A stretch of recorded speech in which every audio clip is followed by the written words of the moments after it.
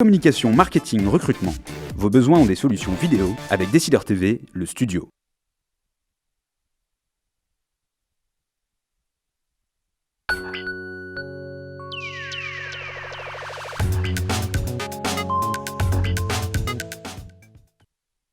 Bonjour à tout le monde et bienvenue dans ce live startup, le dernier de la saison, le dernier de 2013. Le rendez-vous des entrepreneurs en direct chaque mercredi sur Décideur TV et Madines. Comme d'habitude, je vous invite à participer à cette émission avec le chat qui est à votre disposition à côté de cette vidéo. Si vous avez des critiques, des remarques ou des questions, nous sommes ici pour y répondre. Aujourd'hui, nous allons recevoir la startup Feedbax qui va venir nous expliquer ce qu'elle fait. Elle faisait partie des heureux élus de la compétition des startups de la conférence Le Web la semaine dernière. Mais avant cela, c'est le talk de ce live startup.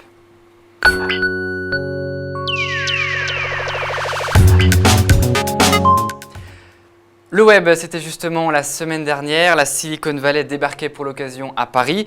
Eh bien, aujourd'hui, nous allons faire le chemin inverse, direction la Californie, pour voir si la vallée est bel et bien l'Eldorado pour créer sa boîte, ou est-ce qu'on n'idéalise pas un peu trop le rêve californien. Et pour nous lever le voile sur la réalité de la côte ouest américaine, un entrepreneur, Renaud Visage, bonjour. Bonjour Kevin.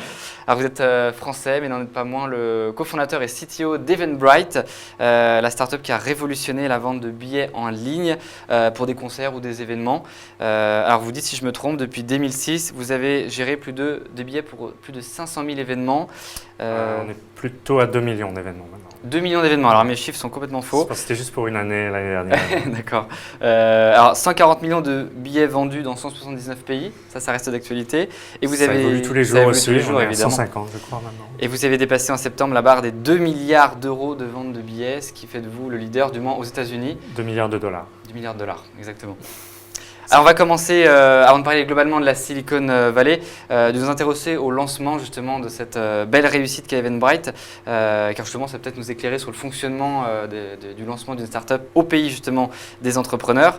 Alors Renaud, petit détail au préalable, donc vous êtes né à Lyon, c'est ça? Enfin, vous avez fait vos études à Lyon? Je fais mes études à Lyon, oui, à Centrale Lyon. Voilà, et vous avez fini vos études d'ingénieur en 1996 aux États-Unis. En 94. En 94, et finalement, vous n'êtes jamais revenu, vous êtes resté travailler là-bas après. Oui, à peu près. Je suis revenu pour faire mon service militaire, parce qu'à l'époque, il y avait encore le service militaire.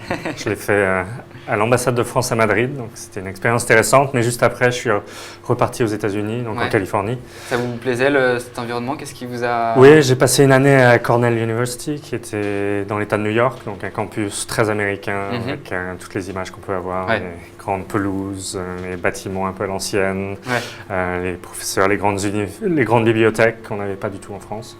Et puis un esprit d'initiative, rencontré durant les études qui n'était pas du tout ce que j'avais vécu à Centrale par exemple. Donc oui, ça m'avait donné envie d'y retourner. J'avais toujours voulu habiter aux États-Unis un jour, donc c'était le moment ou jamais.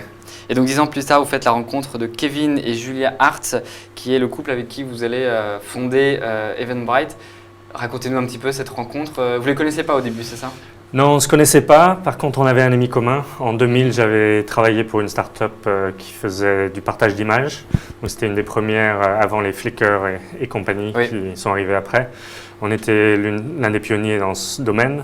On a vécu la période, l'explosion des dot-com en plein vol. C'est ça. Donc j'ai rejoint cette équipe-là juste avant 2000. Et on a passé de 30 employés à 120 employés à 10 employés en un an. Wow. Donc l'explosion du monde dot-com, je l'ai vécu directement et frontalement.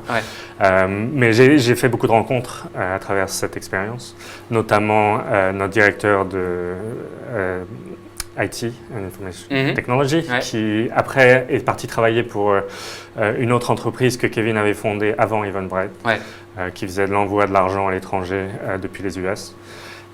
Et qui, une fois que Kevin a quitté cette entreprise et a décidé de fonder Eventbrite, il a demandé à toutes ses relations qui connaissaient un bon ingénieur qui pouvait l'aider à construire Eventbrite et à le développer. Et c'est là où il nous a mis en relation. C'est à travers un ami, totalement fortuitement. Le hasard a bien fait les choses, mais on n'aurait pas pu le prévoir à l'avance. Alors, avant de connaître le succès que l'on connaît, donc j'ai parlé en introduction d'Eventbrite, il faut rappeler que ça ne s'est pas fait en un jour. C'est quand même, on va voir un graphique d'ailleurs qui va s'afficher sur les chiffres d'Eventbrite. c'est quand même 2 ans de bootstrapping où, alors si on regarde le schéma, les chiffres que vous faisiez en 2 ans, vous les faites maintenant en quoi? En 1 semaine, non, c'est ça? Je pense plutôt en un jour. En un jour? Ouais. Oui, donc les 2 premières années, bon, on avait une idée assez concrète de ce qu'on voulait faire et on n'a pas vraiment dévié depuis. Ouais. Donc c'était créer une plateforme assez globale qui touche un peu tout le monde n'importe où dans le monde, de billetterie self-service, donc qui soit facile d'utilisation, accessible à tout le monde, avec très peu de barrières à l'entrée, qui permettent de gérer vos événements, qu'ils soient petits ou grands, gratuits, payants, de les monétiser si vous ne les monétisez pas encore, et de faire la gestion des entrées sur place avec des solutions mobiles qu'on a développées depuis. Donc l'idée de base était très simple. Après l'exécution, acquérir des utilisateurs, leur demander ce dont ils ont besoin, faire toute cette évolution du produit en fonction de ce que les clients souhaitent et de la direction vers laquelle on veut aller. Tout ça prend du temps, il faut le faire bien, il faut avoir une assez grosse base utilisateurs avant d'aller lever des fonds. Je pense qu'il y a beaucoup d'entreprises qui se jettent un peu sur le rêve des venture capitalistes. Mais vous n'avez pas levé de fonds au début. Pendant 2 ans, vous êtes restés, vous 3 Ouais. Kevin a mis un peu de son argent qu'il avait eu à travers d'autres réussites. Donc il a investi son propre argent, mais il a investi une somme définie. Il n'a jamais rajouté. Il y a la tendance de beaucoup d'entrepreneurs de vouloir toujours financer leur start-up coûte que coûte, quitte à faire faillite un jour ou l'autre. Mais ce n'était pas du tout notre ambition. Il avait mis une somme définie. Et comment ça s'est passé justement cette période? J'imagine que c'était vache maigre au niveau de la rémunération, au niveau des... Ah, c'est sûr. Eux n'étaient pas payés. Moi, j'étais payé très peu. On a embauché quelques sous-traitants pour faire des choses un peu spécifiques. Mais c'était vraiment lean. Comme je pense que vous avez fait une émission sur le Lean Startup récemment. Exactement. On était un exemple, sans vraiment que ça existe à l'époque, mais on avait bien conscience, moi à travers mon expérience avec cette startup de partage d'images, qui s'était cassé la figure assez vite, j'avais aussi cette notion qu'il fallait être prudent, qu'il fallait gérer son argent proprement et d'attendre les bonnes étapes pour lever des financements. Alors, et en 6 ans, vous passez de 0 à 300 employés, donc là c'est une autre phase, un autre métier aussi pour vous, j'imagine? Totalement. Chaque phase est différente. Quand on passe de 3 à 10, de 10 à 20, de 20 à 50, 50 à 100, tout évolue. La structure de l'entreprise doit évoluer, les mentalités, les process qui sont mis en place, surtout au niveau de l'ingénierie. Par exemple, avant, je pouvais faire ce que je voulais sur les serveurs de production. Maintenant, j'ai même plus accès à ces serveurs. Donc, il y a toute cette évolution mentale qu'il faut accompagner, qu'il faut encadrer le plus possible pour que les gens qui travaillent là puissent évoluer eux-mêmes. Et aussi que les gens qu'on attire depuis trouvent leur compte dans cette nouvelle culture d'entreprise qui n'est pas du tout la même quand on est 3 que quand on est 300. Alors si vous avez des questions justement sur Eventbrite, n'hésitez pas, on va y répondre durant tout au long de l'émission. On va parler maintenant plus globalement justement de notre thème, celui de la Silicon Valley. L'idée c'est de voir tous les clichés qu'on a, quels sont les mythes et quels sont ceux qui sont vrais. Première idée reçue sur la Silicon Valley, on dit que c'est un environnement bouillonnant où ça fourmille de start-up. Vrai ou faux? Je pense que vrai. C'est comme ça que vous avez fait la rencontre de Kevin d'ailleurs, hein. C'est grâce à ce petit milieu entre guillemets. Tout à fait, je pense qu'on rencontre beaucoup de gens à travers les boulots qu'on a. Donc si on est dans le monde des startups, on va rencontrer des gens qui vont partir, qui vont créer c'est quand même le rêve de toute personne qui va là-bas un jour ou l'autre, d'avoir leur propre entreprise. Je pense que l'indépendance que ça donne, le contrôle, tout ça, ce sont des choses qui font que les gens viennent de partout pour entreprendre là-bas. Il y a cette possibilité qui existe de construire quelque chose de gros, qui n'est pas encore vraiment en Europe, par exemple. Je pense que les gens le voient. Entre Paris, entre Londres, entre San Francisco, c'est ça? Vous n'avez pas de place définie, c'est comme San Francisco? San Francisco, c'est là où toute notre équipe est là principalement. On a 300 personnes là-bas, on a 30 personnes à Londres. Donc il faut passer du temps avec l'équipe, il faut passer aussi du temps en Europe à évangéliser la plateforme, à la faire connaître, à la vendre. Donc ça c'est un de mes rôles qui n'était pas le mien au début. Mais vu que je suis le seul Européen de l'équipe fondatrice, on a très peu d'Européens en fait dans l'équipe. Ça me revient de droit un peu de faire cette promotion. Marc nous demande, est-ce que le fait d'aller à Cornell University vous a aidé à créer Eventbrite? C'est sûr que d'être dans le milieu américain, de connaître son fonctionnement, d'avoir déjà été exposé à travers l'université. Il y a des grandes différences par rapport au système français, universitaire en l'occurrence? Oui, on est spécialisé assez tôt, je pense, aux Ouais. États-Unis. C'est un peu plus pratique, je pense, l'enseignement. Et aussi, on a des enseignements plus spécifiques, donc des petits groupes, beaucoup plus de travaux pratiques. Comme mon projet de fin d'études, c'était la construction d'un building à Manhattan. Il fallait qu'on fasse toutes les étapes de construction.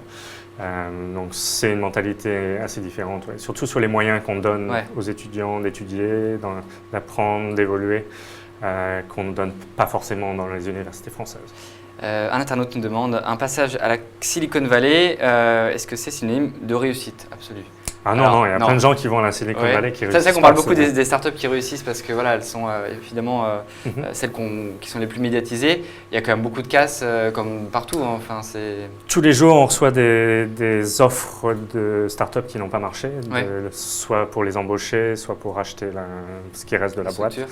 Donc on voit vraiment, étant l'une des entreprises les plus en vue pour l'instant, la Silicon Valley, on reçoit beaucoup de ces offres, donc on voit vraiment… valorisé, alors si je me trompe, mais autour de 600-700 millions de dollars. C'est ce qui a été publié dans la presse. Ça fait rêver. Jacques nous demande, la Silicon Valley favorise-t-elle la longévité d'une start-up? La Silicon Valley favorise l'accès au capital qui est nécessaire à certains niveaux de croissance. Donc, pour nous, on a levé 140 millions de dollars en tout. Les deux dernières étapes de financement étaient à 50 et 60 millions. C'est des montants qui en France sont très difficiles à trouver, c'est ça? On ne voit presque jamais des montants aussi importants. Donc l'accompagnement d'une entreprise globale est beaucoup plus établi. Donc il y a des fonds qui n'investissent que dans les entreprises comme la nôtre qui sont prêtes à se développer à l'international, qui ont un modèle qui marche, qui monétise. Et ça, on trouve quand même assez peu ici des montants aussi importants. On parle aussi de la concurrence, évidemment des startups entre elles, pour recruter les meilleurs talents, ce qui se traduit justement par des salaires plus élevés, notamment des développeurs. On parle beaucoup du salaire des développeurs qui est 3 ou 4 fois supérieur à ceux des développeurs français. Est-ce que ça aussi c'est un mythe ou une réalité? Est-ce que c'est très dur d'avoir des très bons talents? C'est tout à fait une réalité. La vallée attire les meilleurs ingénieurs de partout. Ce qui ne veut pas dire qu'il n'y a pas des bons ingénieurs ailleurs. Mais, ceux qui veulent tenter leur chance là-bas, ils vont. Et on essaye tous d'avoir les meilleurs. Donc on fait la concurrence à Facebook, à Google, on se prend des gens par-ci par-là, ils en prennent. Donc au niveau du salaire, forcément, c'est… Il y a beaucoup de choses. Il y a le salaire qui est important mais pas critique. Je pense qu'il y a des perspectives de croissance qui sont plus importantes. On embauche pas mal de gens de Google par exemple et d'autres entreprises en vue, juste parce qu'on n'est pas encore une entreprise publique, on n'a pas fini notre croissance, on n'a pas fini notre internationalisation. Donc il y a beaucoup de choses qui font qu'on est assez attractif quand même si on ne peut pas s'aligner au niveau du salaire. Alors, Ludobos nous demande pourquoi ne pas délocaliser en France si les salaires aux États-Unis sont plus hauts? Mais on y pense tout à fait. On vient d'acheter une entreprise en Amérique du Sud, par exemple, en Argentine. Les coûts des développeurs sont 8 fois moins, je crois, que ceux à San Francisco. Après, c'est une notion de travail en équipe aussi qui n'est pas la même une fois qu'on est délocalisé. Donc, surtout au niveau engineering, c'est important de pouvoir s'enfermer dans une salle, faire des croquis, faire du brainstorming. Ça, c'est un petit peu plus dur à faire quand on n'est pas local. Alors, Étienne nous demande, toujours la question du recrutement, est-ce que vous recrutez des Français dans votre office de San Francisco? Oui, bien sûr. Tous ceux qui sont prêts à tenter l'aventure, ils peuvent nous envoyer leur CV. On a une vingtaine de personnes en visa H1B, par exemple, qui sont venues d'un peu partout. Donc, tout à fait. J'espère que le message est passé pour Étienne. Elliot nous demande, un passage par la Silicon Valley a-t-il un impact sur l'image, la crédibilité de l'entreprise? Encore une fois, je pense que ce n'est pas vraiment sur la crédibilité, c'est plutôt sur l'accès aux capitaux. Les fonds américains investissent principalement dans des entreprises qui sont basées là-bas, ce qui ne veut pas dire que toute l'entreprise doit être basée là-bas. Je pense qu'on voit un peu un modèle évoluer où une ou deux personnes de l'entreprise se basent à San Francisco ou dans la Silicon Valley pour établir le marché américain, essayer de le conquérir et aussi lever des fonds par la même.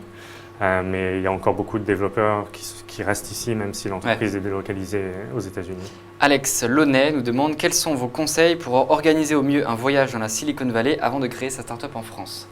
Ça, c'est une très bonne question. Comment est-ce que… il y a beaucoup d'entrepreneurs qui veulent partir aux États-Unis sans connaître peut-être tous les tenants et les aboutissants. Vous, quels sont, de votre expérience, les conseils que vous donneriez? Donc nous, on a embauché quelques gens qui sont venus en visa touriste, par exemple, Ouais. qui ont envoyé leur CV, on a fait des entretiens, et puis Visa finalement, on a touriste, fait le c'est visa. 6 mois, c'est ça? 3 mois. 3 mois. Ensuite, utiliser son réseau, tout le monde est occupé, donc il faut avoir un angle d'attaque pour se faire inviter dans les entreprises, pour Ouais. rencontrer les bonnes personnes. Il y a quand même un réseau français assez développé, il suffit d'y aller, d'aller à Il y a quelques une événements. diaspora française justement qui agit ou Je est-ce crois que... qu'il y a 40 000 Français qui sont Ouais. dans la vallée, donc il y a beaucoup de Est-ce Français qui sont est-ce que les impliqués dans les Français se serrent les startups. coudes? Est-ce que c'est un peu communautaire?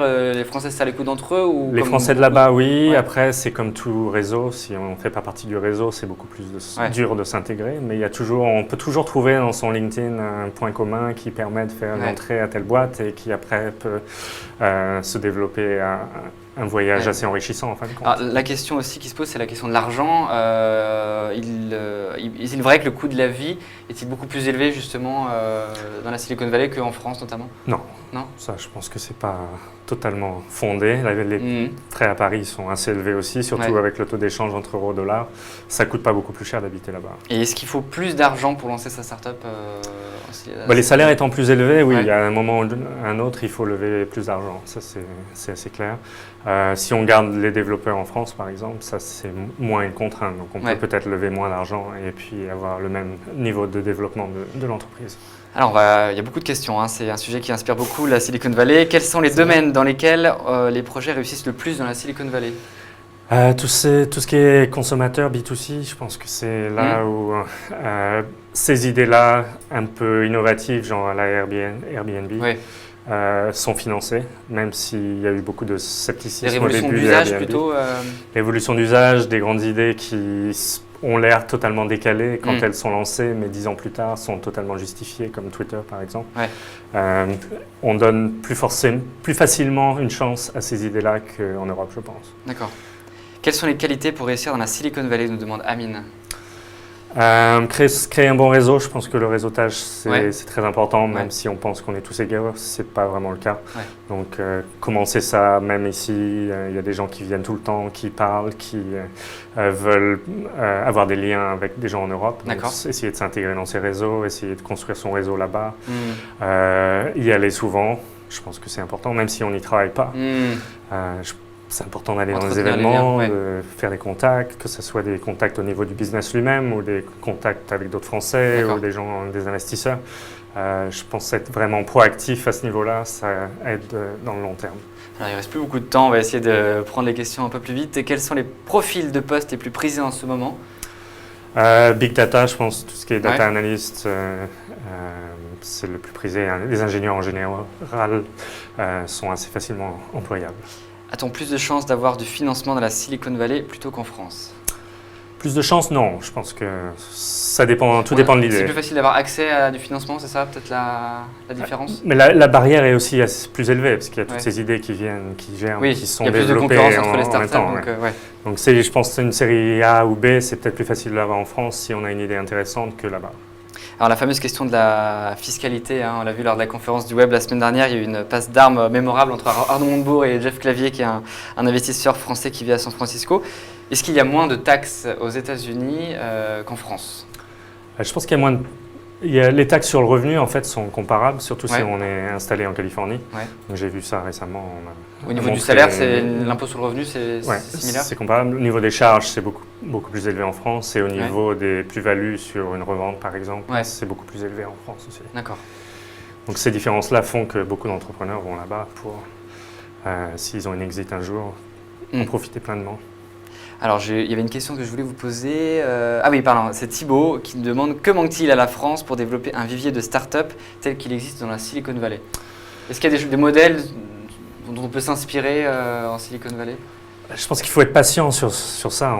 Ça se développe beaucoup déjà dans toutes les années que j'ai passées à Paris à voir un peu l'évolution de l'écosystème. Ouais. On n'est plus du tout le même écosystème qu'il y a 5 ans. Il est beaucoup plus évolué, beaucoup plus répandu. Les gens veulent venir dans les startups. La Silicon Valley, c'est pas construite en 5 ans, ça s'est construit en 50 ans. Il y a eu beaucoup d'aides de l'État à l'époque, beaucoup d'aides de l'armée. Donc tout ça, ça a fait que c'est un endroit particulier maintenant qui a toutes les conditions qui ont été réunies la France ou même les autres pays européens arrivent petit à petit à ce niveau. Mais San Francisco est quand même focalisé sur les nouvelles technologies presque entièrement, alors que Paris a de la finance, a de l'immobilier, a plein d'autres industries. Donc ça ne sera jamais la principale source de revenus de la ville. Et on peut accompagner le développement, mais ça restera quand même, je pense, limité par rapport aux autres industries. Alors, une autre question qui se pose pour conclure cette émission, on va essayer on est un petit peu en retard, c'est la mentalité. Est-ce qu'il y a une grande différence de mentalité entre la culture US et la culture française? Je pense notamment, alors, il y a deux images. Il y a la culture, il y a le côté décontracté. On a l'impression que tous les entrepreneurs dans la Silicon Valley sont un peu à la Zuckerberg, des pulls et des jeans. Est-ce que c'est un mythe ou est-ce que c'est vrai qu'on n'est plus… Non, je pense que c'est ce qui m'a attiré en premier, c'est l'univers de l'entreprise qui est beaucoup plus relax. Il n'y a pas de hiérarchie aussi prononcée qu'en France. Alors, c'est peut-être différent dans les startups françaises. J'imagine que l'ambiance américaine a un peu déteint sur l'ambiance française dans les startups. Mais c'est vrai que ça reste plus relax, mais assez professionnel aussi. On n'hésite pas à vous virer si vous répondez plus aux critères. Donc ça, c'est aussi une différence mentale qui est peut-être dure des fois pour les Français à s'adapter. Et la culture de l'échec, on parle beaucoup de la culture de l'échec aux États-Unis avec l'exemple de Google notamment qui célèbre leurs échecs. Vous qu'en avez connu un d'ailleurs avec Zing, c'est ça la première startup qui a fait le roller coaster. Est-ce que on accepte mieux l'échec aux États-Unis? Je pense que l'échec reste un échec. Après, je pense qu'on n'est pas stigmatisé par un ou deux échecs qui sont passés avant. Mais si on gagne tout le temps, je pense qu'on n'est pas plus mal. Donc on aura plus facilement de l'argent si on n'a eu que des succès que si on a eu deux, trois ratés. Là, beaucoup, vous avez un associé, on en parlait avant de préparer cette émission, Kevin Hart, qui a investi dans PayPal, Pinterest, Airbnb, Yammer, Flickster. Il a le nez fin, votre associé. Ça va, ses talents principaux, c'est le pur entrepreneur. Donc il arrive à saisir l'air du temps et voir ce qui va avoir du succès dans les années suivantes. Pinterest, par exemple, n'était pas quelque chose qui était donné comme un succès.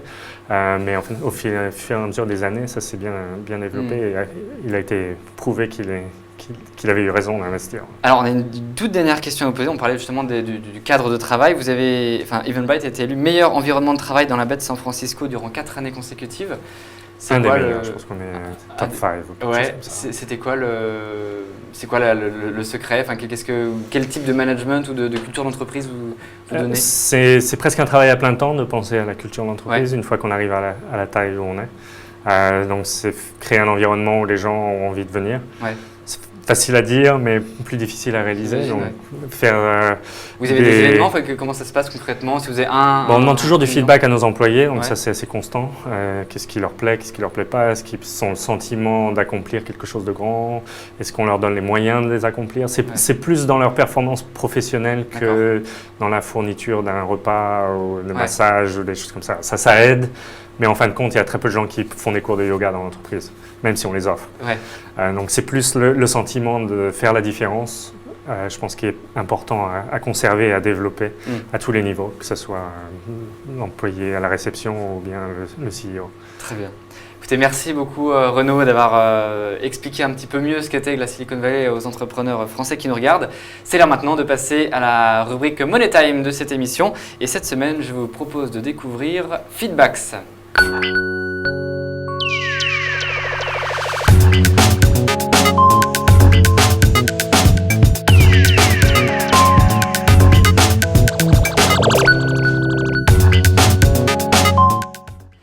Et nous recevons aujourd'hui Samuel Manassé, le cofondateur de Feedbacks. Bonjour Samuel. Bonjour. Alors, présentez-nous justement votre startup. Qu'est-ce que c'est Feedbacks? Alors, Feedbacks, c'est une application web qui permet aux gens de montrer qu'ils sont honnêtes sur Internet et qui donc va faciliter leurs échanges sur les places de marché.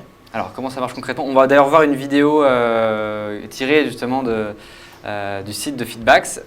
Alors, concrètement, comment ça marche? Vous venez sur Feedbacks et on va vous construire un profil qui va rassembler l'ensemble de votre réputation. C'est-à-dire sur un même CV, vous allez avoir vos évaluations eBay, vos commentaires Airbnb, vos commentaires Blablacar. Et donc, vous allez avoir la preuve que de 10 dernières années, vous êtes bien comporté lors de vos transactions sur Internet. que vous étiez sérieux, sympa, ponctuel. Ouais. Et l'idée, c'est que vous montrez ce profil à chaque fois que vous voulez échanger avec quelqu'un sur Internet. Alors le principe, si du côté de l'internaute, donc je m'inscris sur Feedback et tous mes profils, enfin je coche qu'on a vu sur la vidéo, Exactement. les sites dans lesquels je veux qu'on centralise tous mes avis. Ouais, vous arrivez sur Feedback et vous nous dites qui vous êtes sur chacun des sites que vous Ouais. utilisez. Tous les sites sont présents, de Airbnb, Blablacar, Couchsurfing, Drivey, etc. Mhm. Nous, c'est notre techno, on vérifie que c'est bien vous pour pas que vous puissiez voler la réputation de quelqu'un Bien d'autre, sûr, ouais. ce qui est mieux. Et une fois que c'est fait, on importe vos commentaires, on les traite de la manière la plus intelligente possible Ouais. et surtout, on va essayer de vous faciliter au maximum le partage de votre profil à chaque fois que vous voulez échanger. Et le business model, comment ça marche? Vous vendez votre solution à des marketplaces, c'est ça? C'est ça, ouais. Ouais. Nos clients, ce sont des sites, tous ces nouveaux sites de consommation collaborative, des sites de covoiturage, des sites de location d'appartements, de voitures, de services. Ouais. Et l'idée, c'est que on a ouvert notre API à ces sites et on leur permet d'afficher la réputation complète et agrégée de leurs membres directement dans leur système de réputation. D'accord. Et ce qui se passe, c'est assez intuitif, mais c'est qu'un membre qui a des avis réalise plus de transactions, donc on augmente de manière significative Ouais. leur taux de conversion, leur taux d'acquisition. Ça permet de gagner en confiance entre en C2C, enfin en l'occurrence avec les consommations collaboratives, c'est C'est ça? exactement ça, parce que tous ces nouveaux sites sont assez géniaux, Airbnb, Blablacar, etc. Mais bon, le seul prérequis, c'est qu'il faut avoir suffisamment confiance en la personne à C'est qui ça. je vais louer mon appart, à la personne à qui je vais monter en voiture pendant 4 heures pendant un covoiturage. Mm. Et bah avec un profil feedback qui dit cette personne m'a bien accueilli chez lui, il était sympa, etc. Et bah on augmente le nombre de transactions. Renaud, un petit mot sur Feedback, vous connaissiez, non? Je ne connaissais pas, non. Non. Est-ce qu'il y a d'autres compétiteurs dans le domaine et qu'est-ce qui empêcherait quelqu'un de créer la même chose? On était les premiers. Il y a un compétiteur américain qui s'appelle TrustCloud et on commence à voir émerger quelques copies. Mais en fait, le fait C'est est bon que signe, ça, généralement. on verra. Ça nous pousse à être meilleurs. C'est Sauf sûr. s'il lève plus d'argent que vous. Ah bon, on verra. Il n'y a pas que l'argent. Vous avez levé 200 000 euros, c'est ça? C'est ça. On avait réalisé une première levée de fonds assez rapidement quand on avait senti la demande des sites. Mais en fait, pourquoi on était aussi, on était les premiers, c'est-à-dire que la consommation collaborative, aujourd'hui tout le monde en parle, Ouais. mais il y a 2 ans ça n'existait pas. C'est-à-dire qu'il y a 2 ans, en C'est plus covoiturage, confidentiel, c'était ouais. 200 000 personnes. Ils ont annoncé 5 millions de membres en Europe hier. Donc voilà, nous on est vraiment sur ce marché émergent. Ça part d'où justement l'idée? Comment vous étiez un adepte de ce type de site ou comment ça vous est venu? Alors de manière assez simple, c'est-à-dire que pour les 2 fondateurs, mon associé s'était fait avoir sur Le Bon Coin en voulant acheter un Pour ne pas le Mac. citer, ouais. Et moi, j'arrivais pas à trouver un logement sur Airbnb parce que j'avais pas de notes sur Airbnb, ça m'énervait. D'accord. Donc voilà. Après, on a creusé un peu le sujet de la consommation collaborative, etc. On a vu que la confiance était la priorité numéro 1 de toutes ces plateformes. Et on s'est dit, plutôt que de construire une autre place de marché, attaquons ce problème de front, proposons la solution qu'on trouve la plus efficace et voyons le retour des utilisateurs et des sites. D'accord. Et ça se limite aux données publiques pour l'instant ou en tant qu'utilisateur qui veut avoir sa réputation estimée par Feedback Est-ce qu'on peut rajouter les données personnelles de Facebook ou LinkedIn ou des choses comme ça? Oui, c'est la question que je vais vous poser justement. Non, Jusque ça on a pris un vrai parti pris, c'est-à-dire sur Feedback, on n'importe que des données publiques, mais uniquement vos commentaires et votre track record. L'idée, c'est que vous montriez que vous êtes honnête uniquement avec votre track record et pas avec des données de vos réseaux sociaux. Donc, il n'y a pas de Facebook Connect, il n'y a pas de LinkedIn Connect sur Feedback. Vous êtes anonyme, ce qui est très important, on pense, et vous êtes bien comporté dans le passé. Nous, on vous permet de récupérer cette preuve et de l'utiliser. Mais votre nombre d'amis sur Facebook, votre nombre de contacts LinkedIn, on s'en fiche. Enfin, on considère que c'est plus de l'influence que de la data pour montrer que vous êtes quelqu'un de C'est bien. quand même important pour établir qu'on est un individu qui a un réseau, qui a une vie en ligne autre que ces plateformes-là. Ouais, c'est très important. En fait, ça a permis de clarifier notre message auprès des sites qui ont, dans la grande majorité, installé le Facebook Connect, etc. Du coup, on arrive avec un message beaucoup plus clair qui est on vous apporte des commentaires vérifiés du membre et on pense quand même que c'est la data la plus pertinente. Je préfère savoir que quelqu'un a reçu 55 avis et que ça s'est bien passé plutôt qu'il ait 200 amis à qui je ne peux pas parler. Et votre cible, du coup, ce sont plutôt, j'imagine, pas les très gros sites parce qu'ils ont déjà assez de track record, justement. Enfin, vous ciblez qui, les Airbnb notamment ou les plus petites Alors, plateformes qui se lancent? on cible tout le monde. Ouais. Donc là, on a profité en effet du web pour annoncer la sortie de notre API à destination de tous les sites. On a différentes offres. On a une offre gratuite pour les tout petits sites qui sont en train de se lancer. Et on a une offre premium pour les plus grands sites où ils peuvent aller plus loin dans la customisation de notre API, etc. Et on cible vraiment tous les sites, même les Airbnb, etc., qui ont exactement la même problématique. Ils ont des tels taux de croissance qu'en fait, ils ont un taux de nouveaux membres qui est énorme et ils ont beaucoup de mal à convertir ces nouveaux membres. Quand on crunch un peu leur data, on voit qu'il y a une grande majorité de membres qui n'ont jamais réalisé de transaction sur Airbnb. Et nous, notre proposition de valeur, c'est de faire descendre ce pourcentage. Vous avez déjà un peu de clients, non, j'imagine ça commence à arriver? Oui, bien sûr. On était déjà surtout en test avec une dizaine de places de marché en France. Avec des sites comme Buscar, comme Bedicassa, comme Unid, dans chaque verticale de la consommation collaborative. Et là, en effet, on a ouvert l'API et en effet, il y a beaucoup de coups de fil, beaucoup de Skype pour essayer d'installer rapidement sur un max de sites. Alors justement, la question pour finir, qu'est-ce qu'on peut faire pour vous? Ça s'appelle MoneyTime. En quoi est-ce qu'on peut vous aider? Qu'est-ce que les internautes, s'ils nous regardent, peuvent faire pour vous? Alors l'idée, c'est si vous êtes une place de marché et que vous avez un service où les gens doivent se faire confiance, et allez voir ce qu'on fait. Vous allez voir que des gens avec des avis échangent plus. Vos membres seront contents, vous allez augmenter votre taux de conversion. Il y a une API gratuite, donc si vous êtes une place de marché, allez faire un tour sur notre site et essayez notre solution. Un dernier petit mot, Renaud? Non, je pense que c'est un service important. Avoir confiance dans les transactions Internet, c'est quelque chose auquel on est confronté tout le temps aussi. On a des événements qui sont créés, qui étaient des faux événements par exemple, qui ont récolté de l'argent et qui sont partis avec. Donc on a aussi cette problématique à résoudre. Essayons un partenariat avec Eventbrite. Merci beaucoup en tout cas, messieurs. Merci Samuel d'être venu nous parler de Feedbacks. Bon retour, Renaud, aux États-Unis pour les fêtes peut-être, je sais pas. Non, Philippines. Encore mieux. Bien, profitez bien. Cette émission sera rediffusée cet après-midi sur Décideur TV, sur Madines, sur le site de la Tribune et celui de l'APCE. Pas d'émission donc la semaine prochaine, c'est les vacances. Je vous souhaite de très bonnes fêtes et nous nous retrouvons le 8 janvier pour une émission sur le growth hacking avec Oussama Amar. Très bonne année à vous et à l'année prochaine. Au revoir.